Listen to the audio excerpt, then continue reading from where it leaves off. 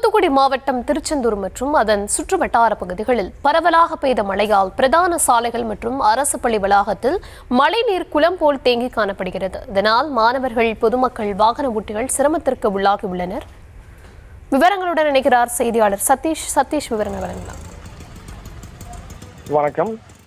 திருச்செந்தூரில் இன்று அதிகாலை முதல் தொடர்ந்து பரவலாக பெய்த மழையால் அரசு பள்ளி பிரதான சாலையில் மழைநீர் தேங்கியுள்ளது. திருச்செந்தூர் மற்றும் அதன் சுற்றுவட்டார பகுதிகளான கால்பட்டினம், ஆலந்தலை, பரமக்குறிச்சி, தலாயபுரம் உள்ளிட்ட பல்வேறு பகுதிகளில் இன்று அதிகாலை 4 மணி முதல் காலை 7 மணி வரை சுமார் 3 மணி நேரம் தொடர்ந்து பரவலாக மழை பெய்து வருகின்றன. இதனால் திருச்செந்தூர் பிரதான சாலைகளான டைட்டானிக் பஜார், டிபி ரோடு உள்ளிட்ட பகுதிகளில் சாலைகளில் மழைநீர் தேங்கியது. இதனால் பாதசாரிகள், வாகன ஓட்டிகள் பெரும் அவதிக்கு உள்ளானனர். மேலும் திருச்செந்தூர் செந்திலாண்டவர் அரசு ஆண்கள் மேல்நிலைப் பள்ளியில் மழைநீர் தேங்கி குளம் போல் காட்சியற்றது. இதனால் பள்ளி மாணவர்கள் பள்ளிக்கு வகுப்பு வரை செல்ல முடியாத நிலை ஏற்பட்டுள்ளது.